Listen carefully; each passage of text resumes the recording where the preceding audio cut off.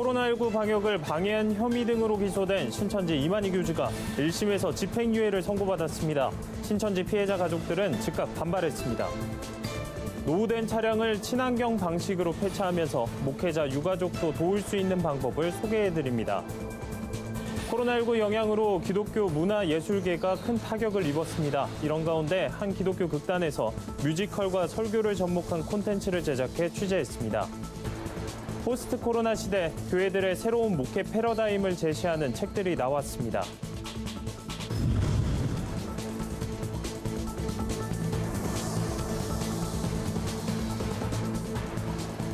여러분 안녕하십니까? 굿TV 뉴스입니다.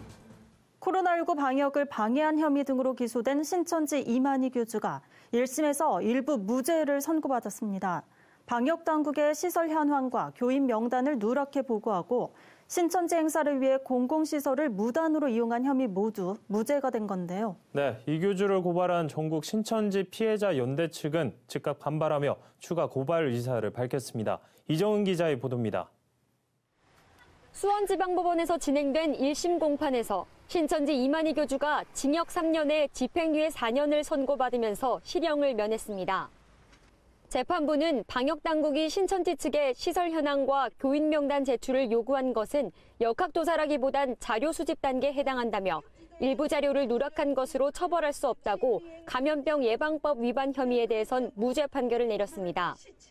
이 교주의 단체 자금 횡령 혐의에 대해서는 유죄로 봤습니다.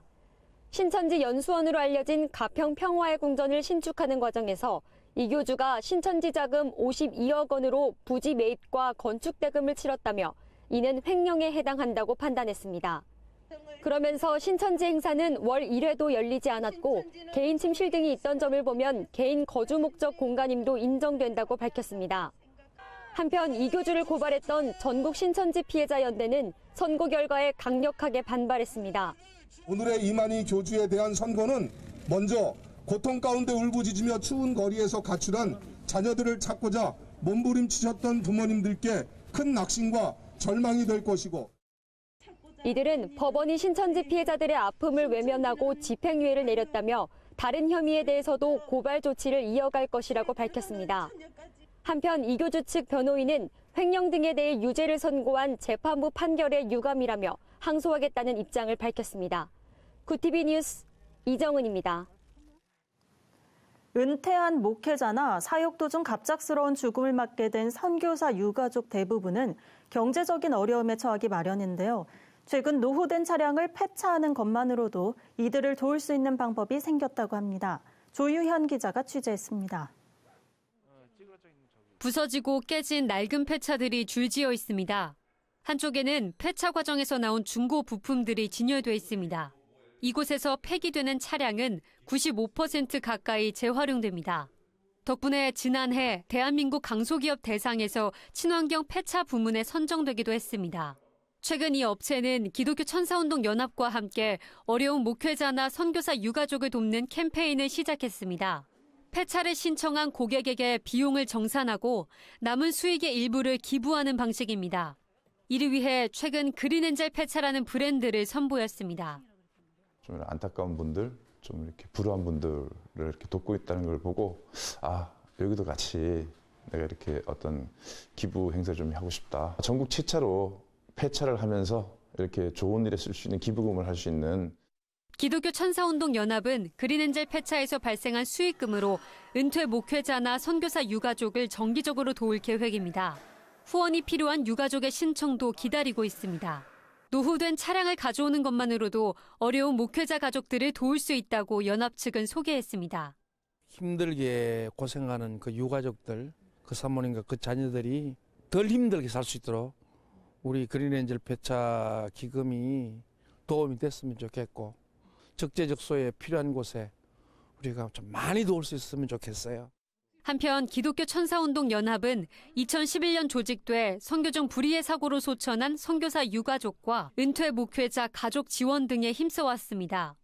취지에 공감하는 100여 개의 교회들이 사역에 동참하고 있으며 앞으로 유가족 장학기금 조성 사업, 홀사모 전용 쉼터 마련도 계획하고 있습니다. 굿TV 뉴스 조유현입니다. 코로나19가 장기화하면서 뮤지컬을 관람하는 관객들의 수가 현저히 줄었습니다. 기동문화예술계도 큰 타격을 입었는데요. 이런 가운데 광야 아트센터가 뮤지컬과 설교를 접목한 비대면 콘텐츠를 제작해 관심을 모으고 있습니다. 한혜인 기자입니다. 서울 강남구에 위치한 광야 아트센터입니다. 평소 같으면 뮤지컬을 보기 위한 관객들의 발길이 이어져야 하지만 코로나19 이후 눈에 띄게 줄었습니다. 관객 수가 급감하면서 기동문화예술계의 상황은 더욱 어려워졌습니다. 이에 광야 아트센터는 코로나19 상황을 돌파하기 위해 비대면 컨텐츠 제작에 나섰습니다. 2015년 첫 선을 보인 이후 꾸준히 사랑을 받아온 뮤지컬 요한계시록을 설교와 접목한 겁니다. 이번 뮤지컬 요한계시록 영상 콘텐츠는 코로나19 시대의 한국교회의 비대면 상황 속에서 예배를 드릴 수 없는 이 상황 속에서 한국교회를 돕고자 만들게 되어졌습니다. 콘텐츠는 설교 30분과 뮤지컬 25분으로 구성됐으며 비대면 예배, 소그룹 모임, 가정 예배 등에 활용할 수 있습니다. 본문에는 요한계시록에 나오는 예수 그리스도가 7교회에 보내는 편지 중 에베소 교회를 중심으로 처음 사랑을 회복하란 메시지가 담겼습니다. 목회자와 성도들은 어려운 말씀으로 꼽히는 요한계시록의 이해를 돕는 컨텐츠라고 평가했습니다. 같이 이렇게 영상을 통해서 또 요한계시록에 대해서 함께 살펴본 것에 대하여서 그리고 또 뮤지컬을 통해서 하나님의 말씀을 또 듣고 상기하는 것에 대해서 성도님들도 굉장히 이제 좋았다라는 평을 많이 해주셨거든요. 가정 예배 때 이 영상으로 예배를 같이 드렸고요. 요한계시록이 말씀을 읽을 때 굉장히 어렵게 느껴지는데 이 공연을 통해서 쉽게 하나님의 메시지를 잘 이해할 수 있고 깨달을 수 있어서 너무 좋았습니다. 광야 아트센터는 현재 요한계시록에 나오는 7교회 내용 중 에베소 교회에 대한 내용을 우선적으로 배포하고 있으며 이달 말에는 7교회 모두 제작해 제공할 예정이라고 밝혔습니다. 굿TV 뉴스 한혜인입니다. 포스트 코로나 시대 교회들의 새로운 목회 패러다임을 제시하는 책들이 나왔습니다. 미주 한인교회에서 사역하는 목회자 등 12명의 교계 전문가들은 책을 통해 포스트 코로나 시대에는 교회 본질과 공동체성에 주목해야 한다며 코로나19가 제도약의 발판이 될 것이라고 주장합니다. 저자들은 평상시 가정과 직장 등 삶에서의 예배를 강조하며 교회들이 외형 중심에서 벗어나 신앙 본질에 집중해야 한다고 조언합니다. 교회 연구가이자 목회 컨설팅 전문가인 톰 레이너는 온라인 시대의 변화에 적극적으로 대응하는 자세가 교회에도 필요하다고 제언합니다. 이 책에는 디지털 복음화 등 코로나19 이후 효과적인 목회를 위한 구체적인 방안들이 담겼습니다. 오늘의 이슈 포커스입니다. 생후 16개월 정인이를 학대해 숨지게 한 혐의로 기소된 양부모에 대한 첫 재판이 열렸습니다.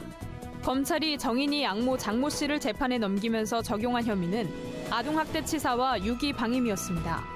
13일 열린 정인이 사건 첫 재판에서 검찰은 장 씨의 주된 공소 사실을 살인죄로 변경하는 내용의 공소장 변경 신청서를 재판부에 제출했습니다. 검찰은 장 씨를 기소한 뒤 법의학자 3명에 대한 재감정을 통해 유의미한 내용을 확인했다고 밝혔습니다.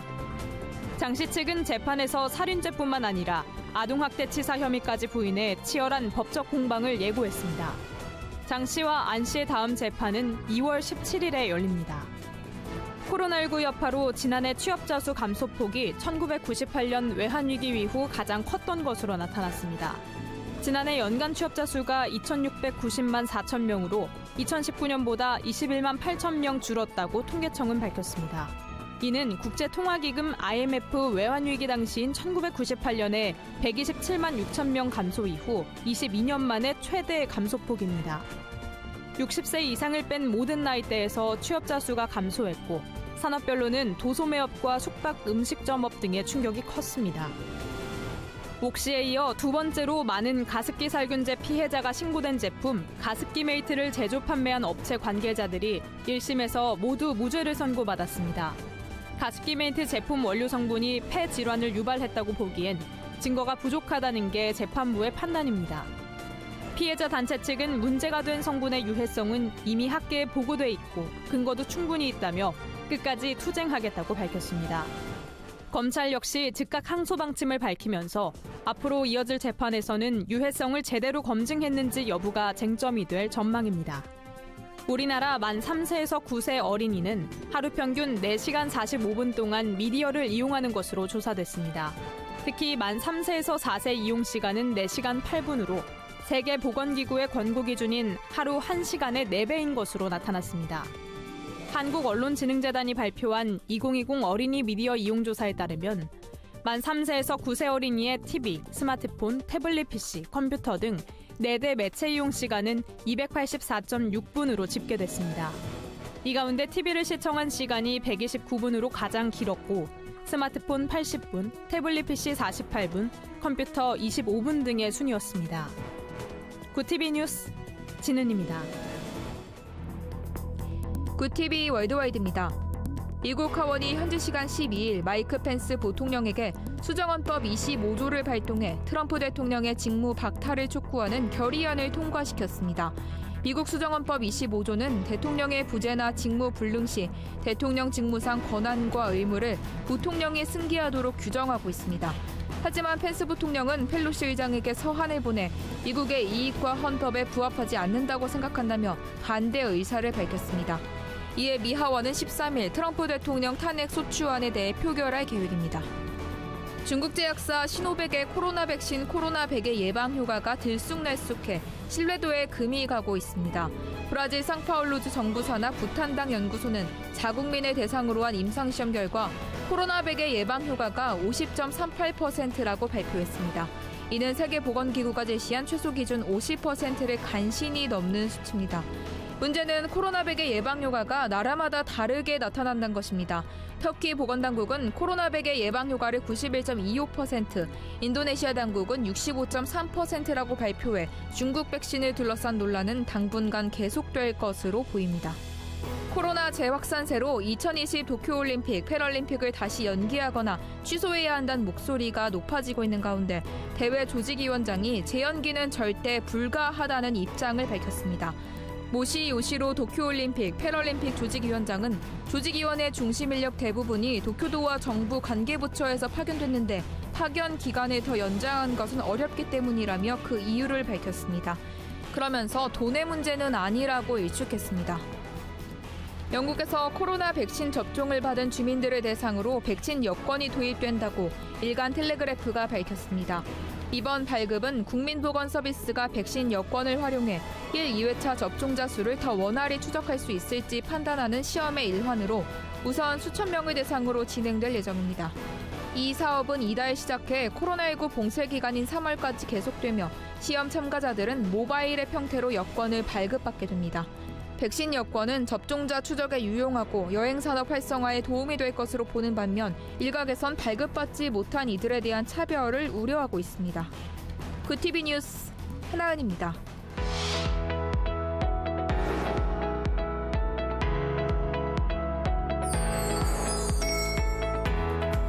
세상 속 크리스천들의 이야기를 만나보는 네포난의 교회입니다. 첫 소식입니다. 국내외 400여 시민단체와 7대 종단이 함께하는 한반도 평화를 지지하는 캠페인 코리아 피스 어필이 올해도 계속됩니다. 코리아 피스 어필 캠페인은 한국 전쟁을 끝내고 남과 북이 평화로 나아가자는 목소리를 전 세계에 알리는 국제적인 캠페인입니다. 2020년 한국전쟁 70년을 맞아 시작됐으며 2023년까지 한반도 전쟁 종식과 평화를 촉구하는 서명에 전 세계 1억 명 이상의 지지를 이끌어내는 게 목표입니다. 캠페인 주최 측은 13일 기자회견을 열고 한반도 평화를 구축하기 위해 서명 운동을 확대하는 한편 국내외에서 크고 작은 평화 선언을 이어갈 것이라고 밝혔는데요. 한국 YWCA 원영희 회장과 한국기독교교회협의회 이홍정 총무는 군사훈련과 핵무기 운용 등 긴장과 갈등을 고조하는 일을 멈추고 한반도 평화를 이루어가기 위한 국제적인 연대에 함께해달라고 요청했습니다. 다음 소식입니다.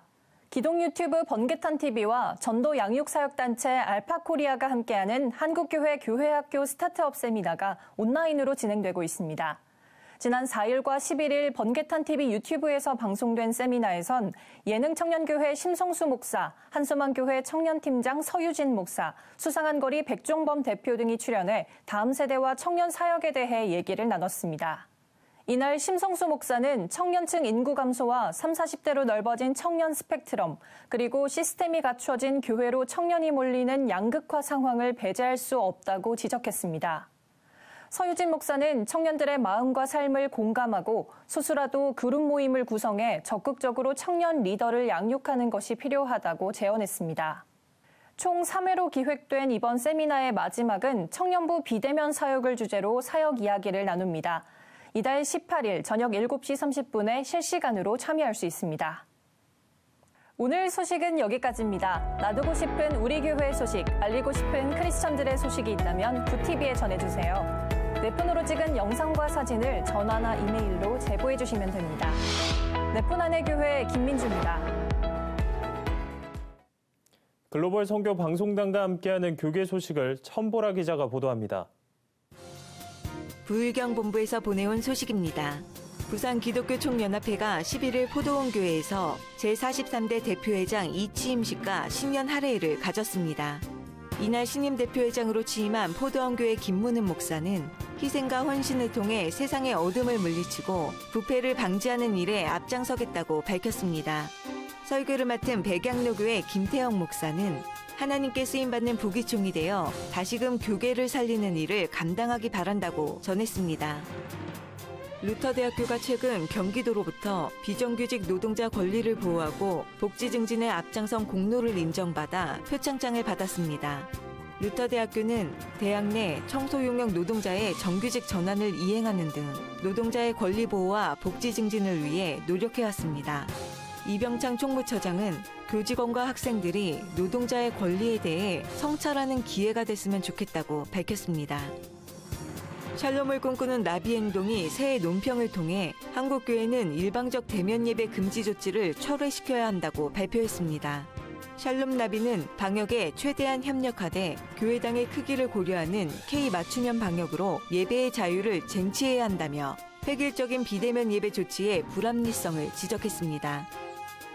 다음 세대 복음화를 위해 활동하는 CS 프로젝트가 오는 30일 새해 1분기 온라인 수련회를 개최합니다. 주님과 함께라는 주제로 열리는 이번 수련회는 CCM 콘서트와 저녁 집회, 기도회 등으로 구성될 예정입니다. 찬양사역팀 달빛마을TV와 부산 동래중앙교회 찬양팀 예람워십, 카카오톡 이모티콘 베니의 구경선 작가가 강사로 나섭니다. 온라인 수련회는 유튜브 CS 프로젝트 팀 채널에서 생중계됩니다. 구TV 뉴스 천보라입니다. 법원이 신천지 이만희 교주에게 일부 무죄를 선고했습니다. 방역당국의 시설 현황과 교인 명단을 누락해 보고하고 신천지 행사를 위해 공공시설을 무단으로 이용한 혐의 모두 무죄가 된 건데요.